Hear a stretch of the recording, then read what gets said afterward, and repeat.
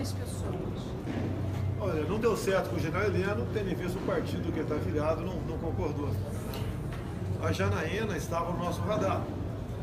Ela pediu um prazo a mais para decidir também. Eu acho que isso é bom para ambas as partes. Bem, nenhum pré-candidato anunciou seu vice, então temos um limite ainda que dá para a gente conversar, se entender melhor, que nós, não só eu como ela, nós não podemos errar. A advogada Janaína, ela não rejeitou ainda, ela está pensando... Não rejeitou.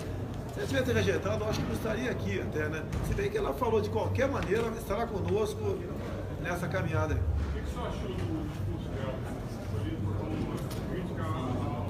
Não, ela tem que ter a liberdade de se expressar, né? Deu a opinião dela. Eu não posso ter uma pessoa que vai ser uma vice comigo, afinar 100% do discurso. Meu Deus, sua opinião ali. Da minha parte, sem qualquer problema. Ela tem, assim, eu decidi há muito tempo, há 4 anos decidi minha vida, né? E ela há pouco tempo foi contactada. Ela tinha a pretensão de disputar uma Câmara de Deputados, a Assembleia Legislativa de São Paulo, onde ela tem sua família, manteria sua rotina de ir e vir ali. Uma vice-presidência, ela vai ter uma vida completamente alterada. Ela é mãe, né? Pelo que eu sei, ela tem 2 filhos, tá? E tem que consultar a família. Então, é isso daí que, no meu entender, está atrasando um pouquinho uma possível decisão da parte dela. Além da Janaína, existe um outro nome que ainda está sendo estudado? A gente não foge dos filiados ao PSL, ou algum militar que porventura esteja na ativa, né? Porque não precisa estar afiliado. Então, o nome existe. O próprio Luciano Bivar, que é presidente do partido, o Marcelo Álvaro Antônio, que é deputado federal em São Paulo, em Minas Gerais. Então, a nossa lagoa é muito pequena para pegar um vice. Mas vai sair um vice, de qualquer maneira. Dificilmente virá de outro partido, dificilmente. PSC não? Olha, pode ser, exceto que os partidos de esquerda, né? A gente está aceito a propensa a conversar, não tem coisa não. Podemos conversar com o PROS também, depende do que eles botarem na mesa. Então o PR tinha acertado o primeiro Magno Malta e ponto final. Daí quando o Magno Malta resolveu disputar o Senado em São Paulo, para mim não foi surpresa, que ele já vinha demonstrando isso há algum tempo, e daí o partido quis negociar outras coisas que para mim não deu certo. Quando a advogada falou em ter pensamentos, não só um pensamento único, o senhor entende que isso também é a possibilidade de outros partidos também participarem da campanha? Eu acho que ela se referiu mais a pessoas, né? Eu não posso, por exemplo, eu defendo a responsabilidade penal, vários itens. Não é porque tem uma pessoa que discorda de um item e outro, eu vou ter que afastar desse projeto nosso. Eu acho que a ideia dela foi por aí. Qualquer partido, não, exceto aqueles de esquerda, né? A gente pode conversar, e a conversa tem que ser à luz do dia. Não negocia o ministério, diretorias de banco, estatais, isso não está na pauta de negociação. Deputado, falando em ministério, uma das propostas que o senhor falou ali foi difundir alguns ministérios e privatizar ou extinguir algumas estatais. Quais seriam os ministérios que o senhor difundiria, as estatais que o senhor privatizaria? O ministério, no momento, extinguir das cidades, dinheiro diretamente no município. Até que é o ministério que mais dá problema para o governo. É a cereja do bolo. O pessoal quer, eu acho que está muito preocupado em fazer boas casas para o povo, e não outras coisas. Ironia, porque fazendo planejamento, no meu entender, tem que ser um só, e agricultura e meio ambiente, para acabar com essa briga que existe nesses 2 ministérios. Mas ele é dos estatais, né? Seria juntar esses dois? Juntar, sim. E as empresas, as estatais? São em torno de 150 estatais que tem no Brasil, de cabeça assim, esse estudo está sendo feito pela equipe econômica nossa, está praticamente concluído, né? Por enquanto não quer antecipar isso daí. Mas, por exemplo, empresas estatais, no meu entender, não tem que ter privatização. Por exemplo, a TV brasileira, tá? Tem que acabar com $1 bi por ano de... Ele falou que tem que ter. Tem que ter estatais. Nenhum país do mundo abre mão, não deixa de ter estatais. Totalmente estratégica. Estratégia, geração de energia. Por exemplo, geração de energia. A própria Petrobras, da minha parte aqui, você pode, alguns braços dela você pode privatizar. O miolo é cedo ainda, você falar nesse assunto. Temos a questão da Golden Share, até adianto para vocês, né? A questão da Embraer, a fusão dela. eu tenho acompanhado a meia distância esse caso, sou favorável, sim.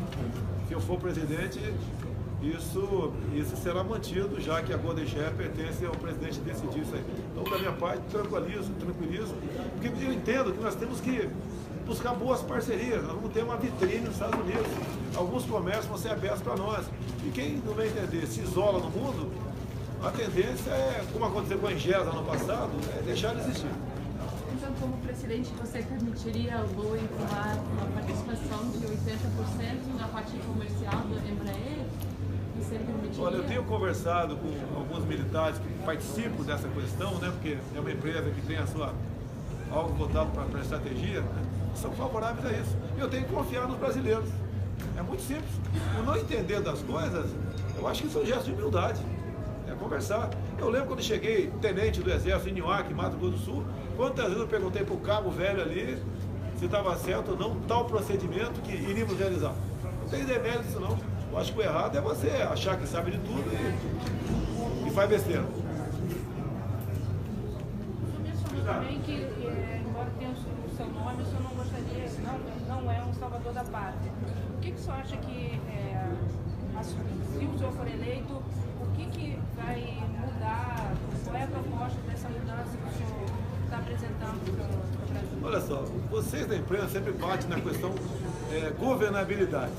Mas se você não negociar com os partidos, você para o Brasil. É melhor o Brasil parado do que afundando. Acho que a primeira resposta é essa aí. Tá certo? Eu acho que eu peço até apoio a vocês. Se alguém tiver uma ideia diferente dessa de tomar lá da cá, eu agradeço. Não podemos continuar nessa proposta, né, nessa forma de fazer política, porque levou à ineficiência do Estado e uma corrupção nunca vista em lugar nenhum no mundo. Isso tem que deixar de existir. E pelo que eu vi agora no acordo lá do PSDB, os mesmos partidos de sempre, né, negociaram tudo. Ou seja, se o Temer, vamos supor que o Alckmin seja presidente, sai o Temer de lá, entra o Alckmin e continua tudo a mesma coisa. Inclusive a volta do imposto sindical. E o que é a espinha dorsal do seu governo, candidato? Que os partidos que quiserem apoiar, eles têm que estar de acordo com isso, eles não podem fugir desse nível. É um mérito para indicar ministérios. Eu não falo em botar militares, né? Eu falo em botar militares pela sua capacidade, pelo seu passado. Como, por exemplo, eu tenho um sonho, ciência e tecnologia, o coronel Marcos Pontes da Aeronáutica. Não é porque ele é astronauta apenas, né? É um homem que continua ativo, nos procurou, manifestou a intenção de colaborar, e eu acho que seria uma boa pessoa até para ser exemplo para a garotada aqui no Brasil. Ele vai investir, pesquisar, partir para a inovação. Então basicamente a pessoa que tem iniciativa e tem uma história, né, de conhecimento e de causa com aquele ministério.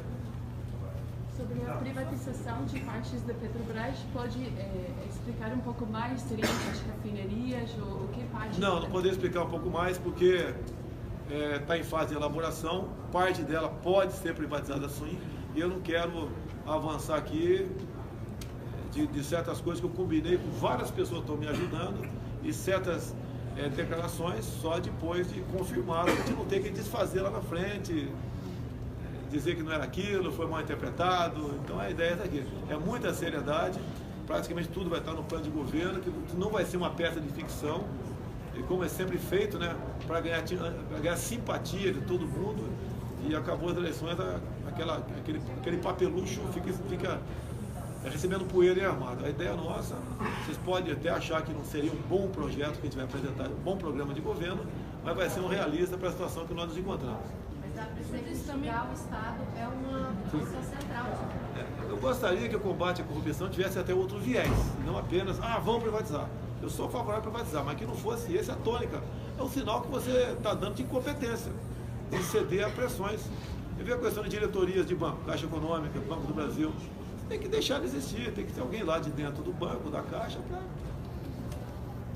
Né? Que uma coisa, até você poderia até apurar, né? Tive há pouco tempo com um armador brasileiro, ele disse que por ano, no Porto de Santos, arrecada, a título de taxa de desassoreamento, 2,5 bilhões. E quase nada desse recurso foi empregado lá. Qual partido manda no Porto de Santos? Por que não buscar uma maneira de diminuir essa arrecadação, né? pelo que tudo indica, não é tão necessário assim para desassorear tanta coisa, e dessa forma você estaria barateando, ajudando a competitividade no que sai do Brasil e fazendo que entre produtos mais baratos do Brasil sem essa taxa aí que, no final das contas, equivale a 2,5 bilhões por ano, que é mais ou menos R$3 cobrado, né, de quem importa ou exporta cada tonelada de mercadoria. O senhor falou também que 110 parlamentares já se manifestaram que gostariam, né, de entrar no seu projeto. De onde são os parlamentares? E como é que foi essa conversa? Desse partido, tudo estão no Centrão, quase 40% deles estão conosco. Tá? A conversa, fizemos 7, 8 reuniões, colocamos na mesa rapidamente algo que está sendo bastante costurado, vocês concordavam com a proposta, desde geração de energia para Roraima, que é o estado que tem intensidade eleitoral, mas tem 8 parlamentares. Você vê a questão dos problemas do produtor rural, problema da segurança, a questão que é muito forte para a bancada evangélica, a questão de família. Tá? E quem lá tem a ver com o turismo, a questão da indústria das multas que existe, não só nas estradas. Você pode ver, já que vocês devem ser do Rio, a maioria aqui, você anda aqui na orla do Rio, né? Leblon, Copacabana, a 70 por hora, justifica você pegar Rio Santos e ter trecho de 40 por hora? Não justifica. Essa indústria de multa na estrada tem que acabar. A intenção não é evitar vítimas, né? É arrecadar para alguém. E esse alguém aí tem que deixar de ganhar dinheiro dessa forma. A indústria da multa no campo também existe isso aí. Qualquer coisa é multagem, principalmente depois da emenda Constitucional 81, que a pena para quem pratica o trabalho análogo à escravidão, de acordo com o ativismo judicial, a pena é expropriação do imóvel. O homem do campo não pode continuar sendo assustado pelo MST, por multagens, seja lá o que for. Bolsonaro, no seu discurso foi falado sobre a importância da educação dos nossos jovens. Com relação à educação, já há uma proposta elaborada para o seu governo? A proposta vai ser apresentada, ninguém vai fazer milagre. Você sabe que o orçamento nosso está quase todo comprometido com despesas obrigatórias. Então, muita gente fala, tem que ter aí o tempo integral. Eu pergunto, quem vai pagar mais um professor ou passar de 20 para 40 horas a carga horária do professor? Não temos como fazer isso aí. Nós temos que otimizar isso daí, no meu entender. Então, as propostas, hoje em dia, você investe muito mais lá em cima do que embaixo. Tem que começar devagar, não dá para fazer de uma vez só, né? Investir muito mais embaixo do que em cima, ensino fundamental. É a questão de currículo escolar. Tem que acabar com essa história de ideologia de gênero. Tem que botar a escola sem partido também. Tá? Em algumas universidades você forma aí militantes. Aí você pega as 200 melhores universidades do mundo, não tem nenhuma do Brasil. Nós temos que dar chance às universidades a pesquisar. Uma patente no Brasil leva em média 10 anos. Então tem muita coisa errada que não é fácil você acertar isso aí, mas nós temos que começar acertando. Muitos apoiadores do senhor, muitas pessoas que estavam comigo, fizeram muitas críticas ao trabalho da imprensa. Queria que o senhor falasse um pouco sobre como vai ser o seu relacionamento com a imprensa agora que o senhor já está oficializado como candidato a presidente. Então, sem problema nenhum. Né? Eu já disse muitas vezes na Câmara, de pronunciamento coletivo para vocês, que o governo, com verbas próprias, né, dele, estava comprando, entre aspas, o silêncio de vocês. Eu sempre fui, agir de forma radical contra o controle social da mídia, a questão do marco civil da internet. Olha, tem um problema acontecendo agora aqui, ó, viu ontem, não, foi no Jornal Nacional. O WhatsApp vai ter um limite, você passar 20 mensagens apenas, está muito esquisito, né? 20 mensagens apenas? Por que isso? Para combater fake news? Pelo amor de Deus. Hoje em dia todo mundo já sabe praticamente que é um fake news aí. Você vai fazer seu filtro. No meu entender, é para nos prejudicar nas eleições. Essa é a medida. Nós aqui aprovamos o voto impresso lá atrás. Lamentavelmente a senhora Raquel Dodge propôs uma ação direta de inconstitucionalidade baseada numa coisa que eu confesso que não entendi. Ela diz lá na ação dela, né, que a impressão do voto comprometeria a segurança das eleições. Confesso que não entendi. O Supremo embarcou nessa aí. Okay? Então eu vejo que existe sim a questão de vocês para comigo, parte de vocês existe. Sempre conta a metade. Né? Ele disse que ela não merecia ser estuprada. O que aconteceu antes ninguém conta. Ninguém fala o que aconteceu. Então essas brigas são contadas pela metade. Eu sou um deputado de entrar em campo e lutar pelos meus ideais. Nunca dei um soco em ninguém, nunca ameacei ninguém de arma de fogo, nada. É o campo das palavras. E de acordo com o artigo 53 da Constituição, eu tenho imunidade para falar. E não para fazer outras coisas que está cansado de ver, que alguns colegas infelizmente fazem no Brasil. Deputado, o Severino Lopes nesse vídeo. E aproveitando esse que o senhor falou de, às vezes, essa questão do estuprado, como você falou antes, tem alguns temas que de vez em quando são recorrentes, por exemplo, nesse caso da Maria do Rosário, ou na questão dos quilombolas, e o senhor já deu as explicações todas de por que o senhor deu essas declarações. Minha pergunta, na verdade, foi em outro sentido. O senhor se arrepende de ter dado essas declarações? Olha, de cabeça fria, você não daria isso. A questão da Maria do Rosário aconteceu em 2003. Ela defendendo um estuprador e homicida menor de idade. Aí teve um entreveiro. Eu pergunto se era estuprador, disse que era, daí eu entreveiro todo e estou, 15 anos depois, com problemas. Agora, olha só, há 2 anos e pouco nós votamos uma proposta de emenda à Constituição para reduzir a maioridade penal para o menor estuprador. E a Maria do Rosário votou contra. Ou seja, para a senhora Maria do Rosário, a molecada, alguns, 16 e 17 anos, pode estuprar e matar, que ele vai ser punido à luz do ECA. A gente sabe que, a não ser um caso específico como Champinha, né? Em outros momentos, desde que não tenha uma grande repercussão junto à mídia, em média, o cara vai embora com 8 meses de cumprimento de pena. E a declaração dos quilombolas? Foi uma brincadeira que eu fiz. Não, foi uma brincadeira que eu fiz. Inclusive, se o processo for acolhido pelo ministro relator, eu vou levar o afrodescendente, que eu conversei com ele sobre esse assunto, fiz uma brincadeira com ele.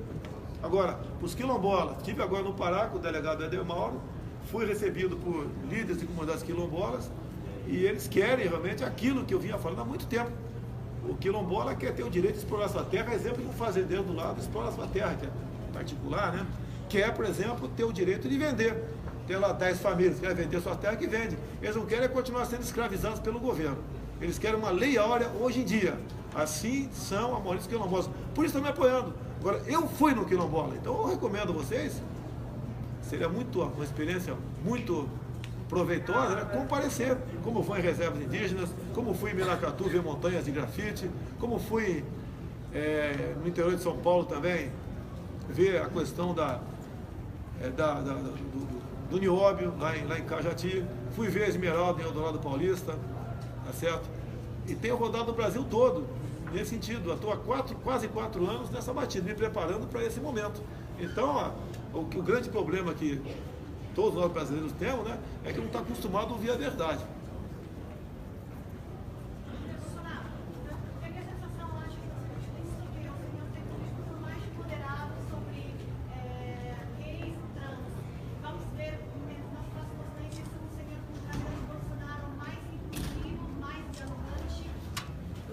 Me desculpa aqui. Você sabe se eu sou gay? Por que eu tenho que expor a minha sexualidade, a minha opção, para ganhar algum direito do Estado, uma lei diferente? Matar um hétero, um homo, qual a diferença? É um crime bárbaro. Independente de mim, vai apodrecer lá, vai ter pena máxima, 30 anos vai apodrecer lá. Não temos que começar a achar que determinadas pessoas, né, tem mais ou menos direitos de acordo com cor de pele, de acordo com a sua opção sexual, ok? É isso que eu penso. Até quando falo em afrodescendente para mim, eu costumo dizer que eu sou, se for presidente, né, eu serei daltônico. É igualdade. Até vale a pena uma história rápida aqui, eu estava na Paraíba, se não me engano, com o Júlia Lemos, do meu lado, e foi perguntada a questão de cota para negros. Eu respondi o seguinte: qual a diferença de um sofrido nordestino para um sofrido afrodescendente? Imagine 2 homens, um afrodescendente e um paraibano no pilotismo de um prédio. Cada um tem um filho de 18 anos de idade. Presta um vestibular. O afrodescendente tira meia dúzia e entra na faculdade. O paraibano tira 8 e não entra. Que exemplo! O que nós estamos fazendo para esses 2 homens sofridos, que são porteiros no prédio? Por que essa discriminação? Acabar com essa história de vitimizar, tudo culpar a sociedade. Ah, só porque eu sou negro, ah, porque eu sou isso, ah, porque eu sou aquilo. Somos iguais, é meritocracia. E ponto final, no que depender de mim, é meritocracia. E pode ter certeza, tem uma pesquisa entre afrodescendentes, a maioria conta a sessão de cota. Afinal de contas, quando entra a cota, entre um pedreiro negro e o Pelé, por exemplo, negro, qual neto desses dois tem mais chance de entrar na faculdade? É o neto do Pelé. Então não tem que ter essa história de nos dividir, somos iguais. É justo a minha filha ser cotista? O meu sonho é o Paulo Negão. O senhor acha que existe racismo no Brasil? Existe em qualquer lugar, existem os imbecis que praticam, e quando praticam tem que mandar pro pau esse cara. O senhor entende que no Brasil Existe algum racismo? Não é a esse nível que vocês propalam. Existe. Agora, o que é racismo? É você não vai entrar nesse elevador porque você é afrodescendente. Eu não vou te promover, sou capitão, não vou te promover a cá porque você é afrodescendente. Isso que é racismo. E não é uma brincadeira, como querem. Inclusive está no Supremo pronto com parecer favorável. Isso talvez você não saiba disso, né? Com parecer favorável do Ministério Público é homofobia. É tipificar a homofobia como se racismo fosse. Vamos acabar com essas divisões. Não tem mais alegria contar uma piada no Brasil. Uma piada de baiano, de cearense, de nordeste, de goiano, de gaúcho, de carioca esperto. Acabou a alegria. Gaúcho não. O senhor mencionou no seu discurso uma situação de uma declaração de que no passado chegou a dizer que fecharia o Congresso. Diante do fato de que muito provavelmente o Congresso Nacional não vai ser renovado de maneira sólida, queria tentar entender de forma prática o que o senhor pretende apresentar para tentar dar fim a esse tomar lá da cá e diminuir a influência do Centrão. Olha, seria irresponsabilidade da minha parte buscar por uma eleição sem condições de governabilidade. Isso quem coordena esse grupo meu é o deputado Onyx Lorenzoni, não sei se está aqui, ok? É que coordena, fizemos 7, 8 reuniões, em torno de 110 deputados federais, que querem realmente, né, incorporar esse espírito de buscar soluções para o Brasil sem ficar ligado ao líder sindical partidário que geralmente existe dentro da Câmara. Mas o que o senhor vai apresentar? O grande pacotão que nós temos para apresentar, está bastante rascunhado, é atender todos os setores da sociedade. Não vamos impor cota de sacrifício para ninguém. Okay? Nós temos que destravar a economia, desburocratizar, fazer com que os fiscais não usem a discricionalidade para multar, jogar pesado na questão da violência, mexendo em alguns artigos do Código Penal. Se você, por exemplo, conseguir diminuir a violência no Brasil, acabar você não vai, você, por exemplo, volta a ter turismo. Qual país do mundo tem o que nós temos de costas e pantanais sul-mato-grossense, região amazônica e tantas outras maravilhas que só nós temos? Por que não tem turismo no Brasil? A primeira coisa que o turista vê não é nem infraestrutura, é segurança. Ele vem para cá, vem com a barraca nas costas e vai para o mato, sem infraestrutura nenhuma. Mas quando não tem segurança, já era. Você quer ver uma coisa, quando se fala em meio ambiente? Olha a Baía de Angra, eu acho que todo mundo conhece aqui. Aquela baía na mão de espanhóis, por exemplo, estaria faturando bilhões de reais por ano com turismo. Demarcaram tudo como estação ecológica. Não pode fazer mais nada lá. No raio de 1 quilômetro, de 29 acidentes geográficos, não pode ter qualquer atividade humana. Me multaram covardemente há 4 anos atrás, no alto lá de infração, né, pescando em local proibido. Foi numa terça-feira, 12h30. Na terça, às 3 da tarde, eu tenho a certidão que eu meti o dedo num painel de votação da Câmara, então eu não estava lá. Então essa covardia, essa perseguição tem que deixar de existir. Por decreto, eu revogo, né, esse decreto e vamos abrir a Baía de Angra por uma licitação para nós realmente fazer com que aquela região renda, né, turismo, e com o turismo se mantenha a região da forma que tem que se manter. Que hoje em dia, se qualquer um de vocês for de madrugada ou de noite lá, extrai madeira, pesca com bomba, cerca boca de rio para tirar robalo, que agora não, mas é de novembro a fevereiro, a época da procriação, você faz barbaridade. Fica esse pessoal lá apenas usando como um feudo deles. Esses fiscais de lá vão para Surucucu, tomar conta de capivara e jaguatirica, onça e outras coisas mais. Eu gravei com ele foi na casa de um colega meu, tinha um equipamento de graça, não pago nada para ele. foi convencido por um amigo dele e ele gravou algumas imagens comigo. Não tem nada a ver. Olha, que você soubesse como eu tenho, não da forma do Lula não, né? Porque eu tenho de gente, de amigos que querem colaborar, estão colaborando dessa forma, bastante gente. O custo meu, eu tenho falado, eu vou gastar no máximo 1 milhão comigo, se é que vou gastar. E ponto final. Afinal de contas, o voto, né, é responsabilidade do eleitor, não é minha de poder receber. Quem quer mudar, eu acho que eu sou mudança. Costumo dizer, comigo pode errar, com os outros já erraram. Olha o que está acontecendo com o Centrão. Já está acertado, vai manter os mesmos ministros que precisam de foro privilegiado. Já está acertado que tem um indulto do Lula e companheiros. Você vê que o Temer tentou por decreto diminuir a pena mínima de cumprimento para assinar o indulto. Deu zebra com ele. Mas quem assumir tem esse compromisso sim. E o PT, que tem o seu satélite, é a mesma coisa. Não muda nada. Deputado, a sua proposta para o Supremo? Olha, eu fiz uma proposta, você falou muito bem, proposta. Nós podemos, né, propor, certo? O Supremo, hoje em dia, lamentavelmente, eu queria que não fosse assim, eu acho que está mais desgastado do que o nosso parlamento, ok? Eles têm um mandato lá que a vida útil vai até os 75 de idade, ok?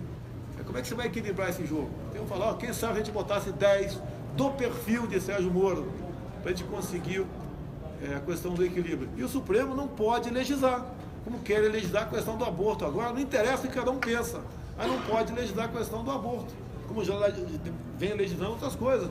Não pode o Conselho Nacional de Justiça, por exemplo, inventar audiência de custódia. Não tem que partir da cabeça deles isso.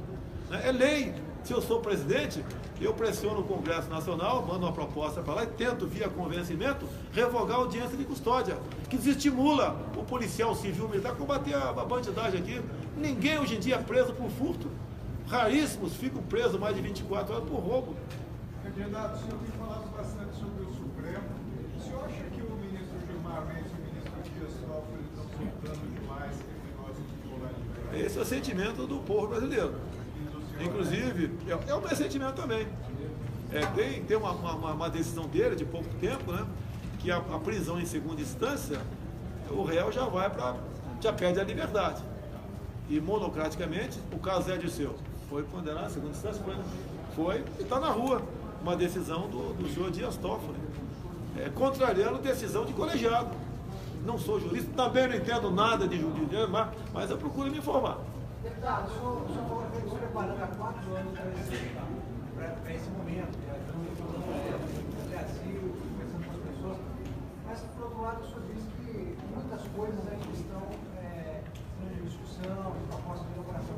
Pode se esperar que, nesse tempo todo, já tivesse quase um programa de governo pronto para... Você já respondeu a minha pergunta sozinho. Não é fácil manter uma atividade na Câmara, uma atividade familiar, e andar pelo Brasil todo. Então a experiência maior que eu trago é na minha cabeça. Agora, quando eu vou para o respectivo ministério, que eu está acertando as pessoas para trabalhar, apesar da minha experiência, tem que ouvi-las também. Não é o que eu quero. Eu quero a ditadura. Se é ditadura, eu estou fora. Ninguém está pensando nisso aí. É conversar com as pessoas. Às vezes, como eu vim de Roraima, né, com muitas ideias. 2 viagens a Roraima, muitas ideias. Fui lá ver a questão dos venezuelanos. Como povo roraimense, né, inclusive lá da região que é muito importante aí, Pacaraima, né, como é que eles estão enfrentando esse problema? A média, hoje em dia, são 500 venezuelanos vindo para cá. Aumentou-se por 3 a violência. Prostituição à luz do dia, meninas a senhoras de idade. Né? Todas as escolas estão sendo ocupadas por filhos deles. Os hospitais todos ocupados por venezuelanos também. E malandramente o governo da Venezuela vai. Pega os seus doentes, aqueles que dependem de uma medicina de alta complexidade, manda para cá. Teve uma ideia há pouco dia, a governadora fechar a fronteira. Não é fechar a fronteira. Até porque você não tem como fechar aquela fronteira. A fronteira seca, o pessoal vai vazar de lá. Está fugindo de um regime bastante complicado, né? Que já está aí numa ditadura, que o governo Lula, Dilma e Temer, o Temer até se submeteu ao vexame de ver seu embaixador expulso de lá, em vez de ele tomar essa iniciativa e chamar seu embaixador para cá. Lá tem que ter um campo de refugiado. Eu sei que envolve a ONU, entra complexidade nisso, para atender esse pessoal.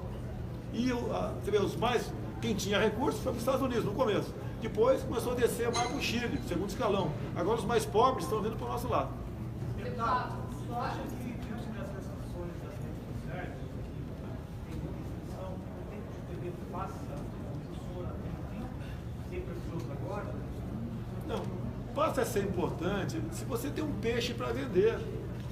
Não adianta você ter um caminhão de mercadoria podre, que é que esse tempo de televisão vai servir agora para o Centrão e para o PT também. É melhor ter uma Kombi, né? Um bom produto. Agora, repito, não tem obsessão. Se eu não chegar, é sinal que tem alguém melhor do que eu. Eu espero ter paz para poder ir para a praia e depois de 63 anos de idade, descansar um pouco. Deputada, a Janaína é a primeira mulher ao escalão da sua campanha cotada e o senhor vai mal no eleitorado feminino, as pesquisas mostram isso. Qual é a sua proposta para as mulheres? Por que tem essa rejeição do senhor nesse eleitorado feminino? Por causa dos rótulos. Né? Duvido que vocês me apontem um áudio, um vídeo, eu dizendo, né, que mulher tem ganho menos do que homem. Duvido. Vocês gravam tudo. Uma coisa tão grave como essa. Teria falado em vários momentos, se essa fosse uma bandeira minha. Agora, todo lugar que eu vou tem que explicar isso. E tem muita mulher que é desinformada. O senhor não disse que mulher grávida deveria receber? Não disse nada disso. Não. Eu respondi, talvez você tenha visto o jornal 0 Hora, né? Por que o empresariado resolve pagar mais para a mulher do que homem? De acordo com pesquisas, é por vários motivos. Uma deles é essa que você falou. Tanto é que você vê a dificuldade de uma mulher jovem conseguir emprego aí fora. Porque essa é uma realidade. E eu falei em função de pesquisa e da realidade. Chega numa empresária, mulher. E veja se ela tem mais homens ou mulher empregada. Pronto. É só constatar. Mas esse é um problema? Isso seria atacado? Não, de jeito nenhum. Eu não posso interferir na iniciativa privada. Se nós dois tivéssemos a mesma idade, fôssemos sargentos da Marinha, tá? Logicamente, você poderia engravidar um dia, eu não, tá certo? Nós estamos ganhando o mesmo salário, sem problema nenhum. Agora, quando você vai para a iniciativa privada, o PT ficou 13 anos lá, em vez de me atacar, por que não apresenta o que eles fizeram para acabar com isso? Então, vamos supor nós dois com 20 anos de idade, tem que descarregar um caminhão de cimento, saco 50 quilos. Quem vai ser contratado, eu ou você? Essa realidade, o pessoal tem que... Eu não vejo nada demais falando tocar nisso. Nunca falei... Negativo, eu quero, não interessa se é homem, mulher, gay, negro, não interessa. Eu quero gente que dê conta do recado. O cara que entenda o assunto. Ponto final.